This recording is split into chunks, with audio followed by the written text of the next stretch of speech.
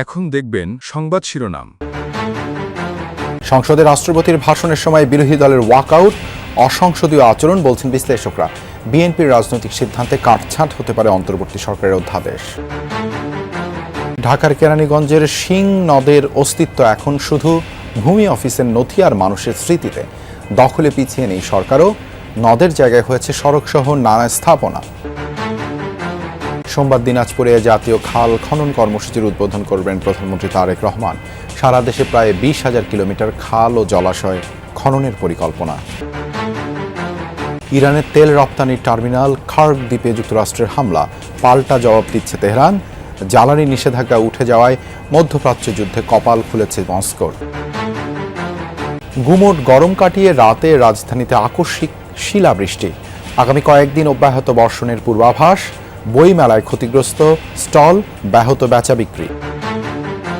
আসসালামু আলাইকুম। এতক্ষণ দেখছিলেন সংবাদ শিরোনাম, এখন দেখবেন বিস্তারিত।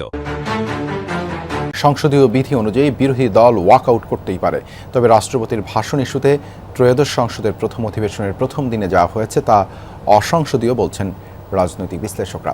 রাষ্ট্রপতির ভাষণের উপর আলোচনায় স্পিকার এই প্রসঙ্গ তুলবেন বলে আশা তাদের।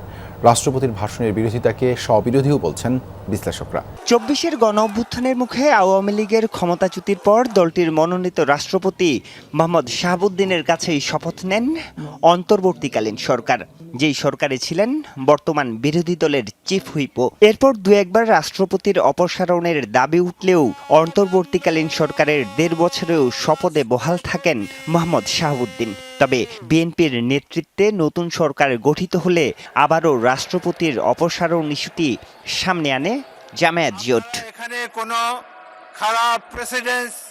বৃহস্পতিবার ত্রয়োদশ সংসদের প্রথম অধিবেশনেই এ নিয়ে তৈরি হয় উত্তেজনা।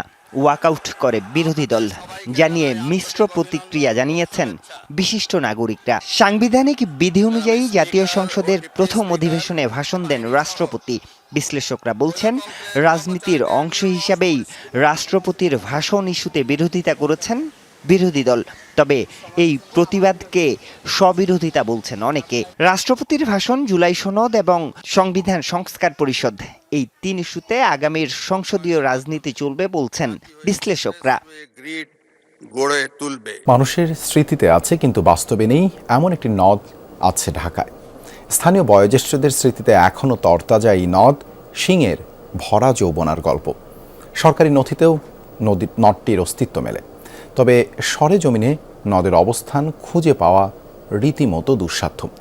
কোনো কোনো জায়গায় নদ টিকে আছে সামান্য নালা হয়ে, আবার কোথাও চিহ্নই নেই। নানা স্থাপনায় স্থানীয়রা যেমন, তেমনি সরকারও নদ ভরাট করে নির্মাণ করেছে সড়ক।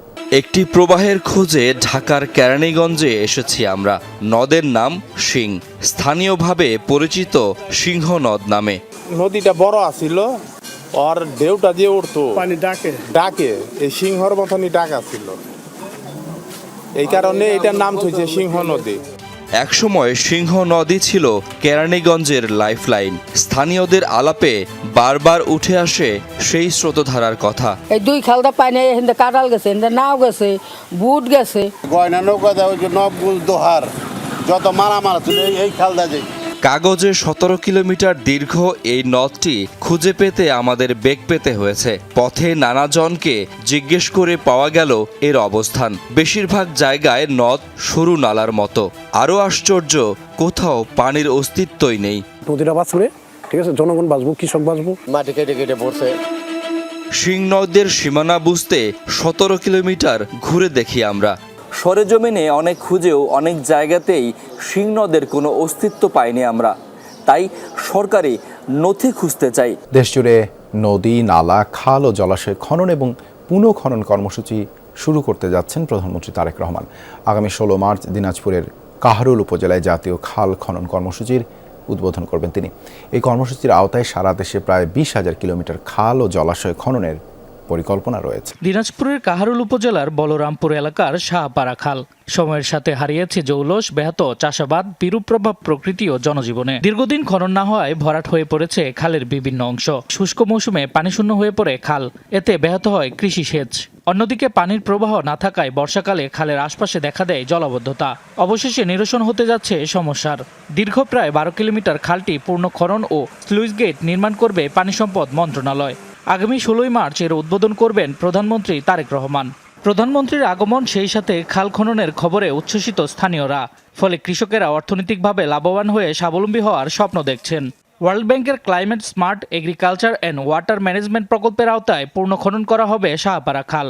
এরই মধ্যে শাহপারা খাল পরিদর্শন করেছেন পানি সম্পদ মন্ত্রী, প্রতিমন্ত্রী ও সমাজ কল্যাণ মন্ত্রী। স্পটে এসে উনি এখানে ওনার কর্মসূচি করার দায় উদ্বোধন খাল খনন কর্মসূচির পরবর্তীতে একটি সমাবেশ, স্বাভাবিকভাবেই যে স্বতঃস্ফূর্ত সমাবেশ হবে, সেখানে হয়তো ওনাদের উদ্দেশ্যে বক্তব্য রাখবেন। ইরানের তেল সরবরাহের জন্য অত্যন্ত গুরুত্বপূর্ণ খার্ক দ্বীপের সামরিক স্থাপনায় হামলা চালিয়েছে যুক্তরাষ্ট্র। পরবর্তীতে সেখানে থাকা জ্বালানি অবকাঠামোতেও হামলার হুমকি দিয়েছেন মার্কিন president Donald Trump.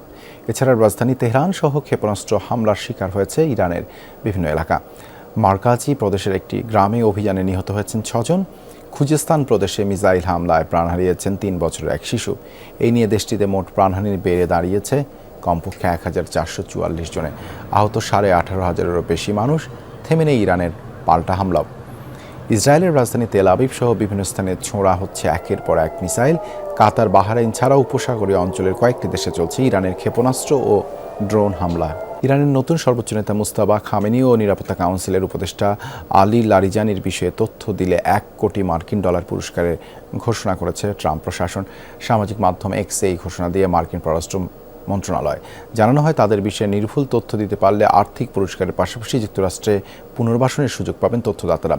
Mustaba Khamenei আর লারিজানির ছাড়াও ইসমাইল খতিব, আলী আসগার হেজাজি, মেজর জেনারেল ইয়াহিয়া রহিম সাফাভি ও ব্রিগেডিয়ার জেনারেল ইস্কান্দার মোমেনিস সহ ইরানের বেশ কয়েকজন শীর্ষ নেতার বিষয়ে তথ্য চাওয়া হয়েছে ওই বিবৃতিতে। তবে এর কিছু সময় আগে আল কুদস দিবস উপলক্ষে তেহরানের রাস্তায় জনগণের সাথে হাঁটতে দেখা যায় আলী লারিজানিকে। সামাজিক মাধ্যমে নিজের অংশগ্রহণের ছবিও পোস্ট করেন তিনি। রাজধানী সহ আশেপাশে বিভিন্ন এলাকায় মাঝারি বৃষ্টি সহ শিলাবৃষ্টি হয়েছে গতকাল। দিনের হালকা গরমের পর এক পশলা বৃষ্টিতে চারপাশে নেমে আসে স্বস্তিদায়ক শীতল আবহ। শুক্রবার রাত 8:45 দিকে হওয়া বৃষ্টির পর সড়কে থাকা নগরবাসীদের মাঝে স্বস্তি দেখা গেছে।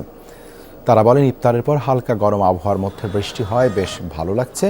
বৃষ্টি ভোগান্তির না হয়ে সবার জন্য স্বস্তির হয়েছে। তবে হঠাৎ বৃষ্টিতে ভোগান্তিতে পড়তে হয়েছে শপিংয়ে বের হওয়া নগরবাসীকে। বৃষ্টির কোনো প্রস্তুতি ছাড়া ছুটির দিনে বের হয় অনেকেই ভিজে যান। এদিকে আবহাওয়া অফিস বলছে, মৌসুমের স্বাভাবিক লঘুচাপ দক্ষিণ বঙ্গোপসাগরে অবস্থান করছে। এর প্রভাবে ঢাকাসহ দেশের 8 বিভাগে আগামী 5 দিন বজ্রসহ বৃষ্টির প্রবণতা অব্যাহত থাকতে পারে। এ সময় সারা দেশে দিন ও রাতের তাপমাত্রা সামান্য বাড়তে পারে বলে জানিয়েছে আবহাওয়া অফিস।